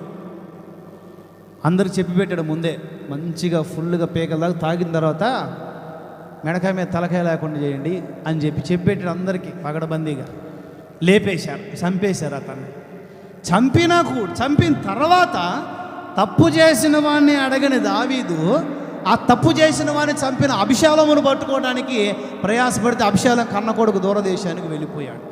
పిల్లల్లో పగ, కక్ష, ద్వేషం ఎక్కడి నుంచి ప్రారంభించబడతాయి? సమూయేలు 2వ పుస్తకం 15వ అధ్యాయం నుంచి అభిషాలం తిరగబడ్డాడు దావీదుకి, అది వేరే విషయం. ఎక్కడి నుంచి ప్రారంభించబడ్డాయి ఆ పునాదులు? కొన్ని సందర్భాల్లో తల్లిదండ్రులు అనాథ శరణాలయానికో, వృద్ధాశ్రమాలకో, రోడ్ల మీదకో ఎందుకు వదిలేస్తారు అని అంటే చాలా తక్కువ మంది మా దగ్గరికి వచ్చే చెప్పిన విషయాలు ఏమిటి అంటే, కన్నీండా నీళ్లు పెట్టుకొని ఎంత దుర్మార్గుడు అంటే మా నాన్న అంత దుర్మార్గుడండి అని అంటుంటారు. ఎంత దుర్మార్గుడయ్యా, ఒక్క పైసా ఆస్తి మా పేరు రాయలా, 2-3 కుటుంబాలు ఉన్నాయి, ఎవరెవరికో ఏవేవో ఎన్నెన్నో పంచిపెట్టి మాకు అప్పులు మిగిల్చాడు దరిద్రుడు కన్న తండ్రిని. తప్పు లేదు, మరి దరిద్రుడే కదండి. ఏమండి మరి ఇప్పుడు తల్లిదండ్రులను పోషించాలి, తల్లిదండ్రులు చూసుకోవాలని మీరు చెప్తుంటే మాకు బాధేస్తుందన్నా, మరి మా పరిస్థితి ఇట్లుందని చెప్పిన వాళ్ళు కూడా ఉన్నారు. తప్పు చేసినోని పట్టుకోకుండా తప్పు చేసినోని గద్దించినోని లేదా చంపేసినోడిని వెంటాడుతున్నాడు. చిట్ట చివరికి రాజ్యం అంతా గందరగోళం అయిపోయింది. దీనికంతా కారణం ఏంటి? What is the reason? కారణం ఏంటి అంటే పిల్లలకి చెప్పుకోక ఏంటి చెప్పాలి. నోట్ చేసుకున్నారా? సామెతలు 1:8-9, ఆదికాండం 18-19, సమూయేలు మొదటి పుస్తకం 2:29, రాజుల మొదటి పుస్తకం 1:5-6. అదోనియ సిచ్యువేషన్. అబ్షాలోము ఉందంటే మనకి ఇంచుమించుగా కొంచెం పరిచయం నేను అనుకుంటున్నా. సమూయేలు 2వ పుస్తకం 14-15 అధ్యాయాల్లో ఈ అబ్షాలోము చారిత్రక విషయాలు ఉంటాయి. మూడో విషయం చెప్పి ముగిస్తాను. వ్యక్తిగతముగా ప్రార్థించుట వాడుక. లూకాసు వర్తమానం 22:39.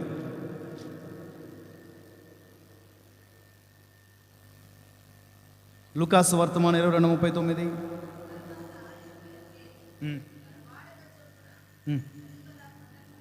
ఎందుకు వెళ్ళాడు? ప్రార్థన చేయడానికి వెళ్ళాడని ఆ తర్వాత 42 వరకు చదువుకుంటే ఆ తర్వాత అన్ని విషయాలు ఉంటాయి. మత్తయి 14:23.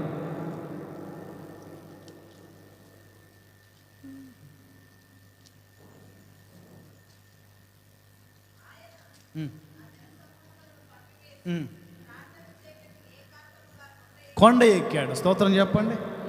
అక్కడ ఉన్నది అదే, అంటే సిచ్యువేషన్ వేరు. అది చివరి దినం, ఇది మధ్యలో సేవ చేసే రోజుల్లో.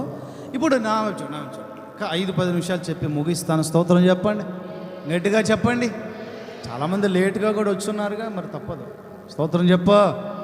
హల్లెలూయా. యేసయ్యకు వాడుక ఏంటంటే ఏకాంత ప్రార్థన. ఏంటి చెప్పాలి? ఏకాంత ప్రార్థన, వ్యక్తిగత ప్రార్థన. ఏకాంత ప్రార్థన ఎంత శక్తివంతమైనదో మీకు తెలియకపోవచ్చు.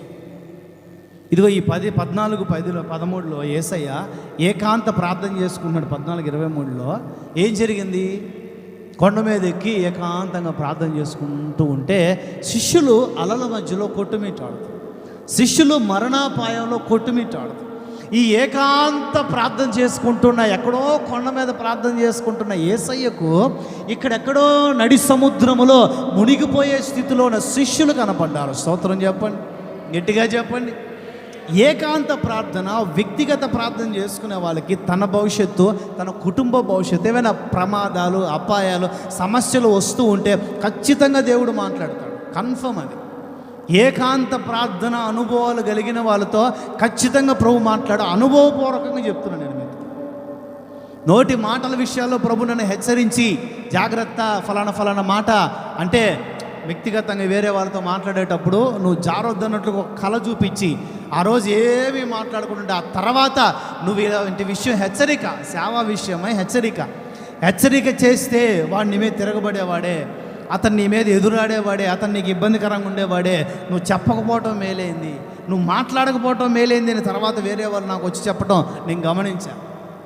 వ్యక్తిగతంగా ప్రార్థన చేసుకుంటూ ఉంటే ప్రమాదాలు తప్పిపోతాయి, సమస్యలు తప్పిపోతాయి, ఇబ్బందులు తప్పిపోతాయి. ఎంత పెను తుఫానైనా కూడా నిమ్మలపరచబడుతుంది. చెప్పగట్టిగా. ఎంతటి భవిష్యత్తులో ఎన్ని అపాయాలు వస్తున్నా ఇప్పుడే నేను సిద్ధపరుస్తాడు ఆయన. స్తోత్రం చెప్పు. ఇప్పుడే నీకు బయలుపరిచేస్తాడు ఆయన. స్తోత్రం చెప్పు. ఎలాంటి పరిస్థితిలో ఉంటే? వ్యక్తిగత ప్రార్థన. ఏం ప్రార్థన?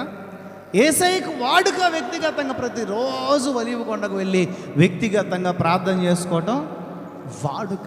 ఎవరో వచ్చి ఆయన పట్టుకొని చెరసాలకు తీసుకెళ్తారని తెలిసినప్పుడు కూడా శిష్యులు ముగ్గురినంతా కోతవేటు దూరంలో ఉంచి ఆయన కొంత దూరం వెళ్ళి వ్యక్తిగతంగా ప్రార్థన చేసుకుంటున్నాడు.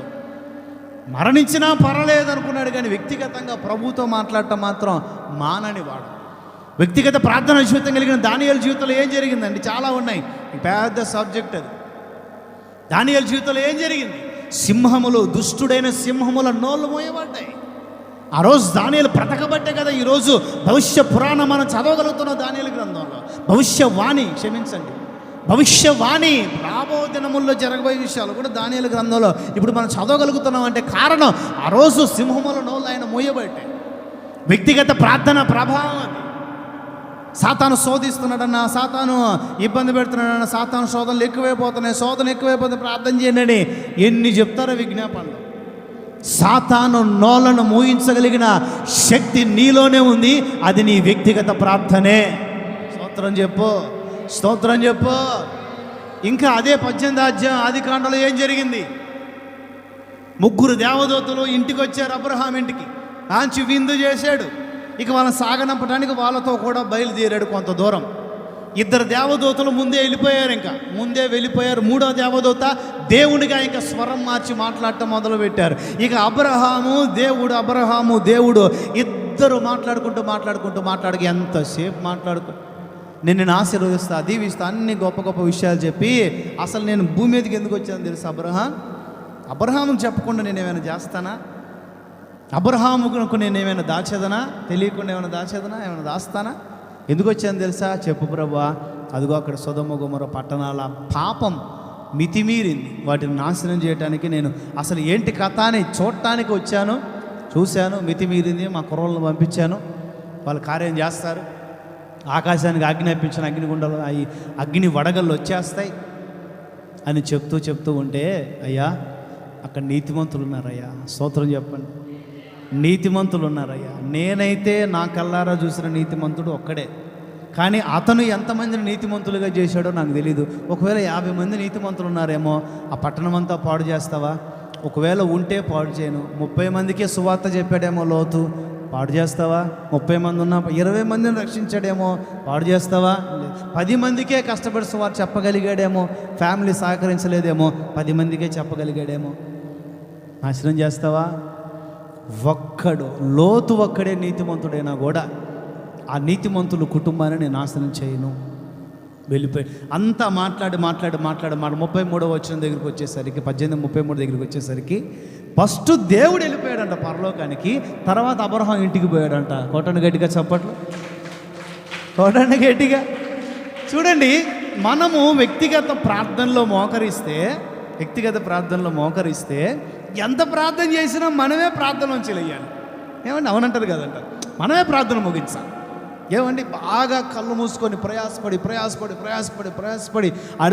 ఇడిదిరిగి మంచినీళ్ళు తాగి, పాలు తాగి, టీ తాగి అన్నీ ముందు పెట్టుకొని అంత ప్రయాసపడి అన్ని కప్పులు అయిపోయేసరికి కళ్ళు తెరిచి చూస్తే 10 నిమిషాలు అయి ఎంత అయి ఉంటుందండి?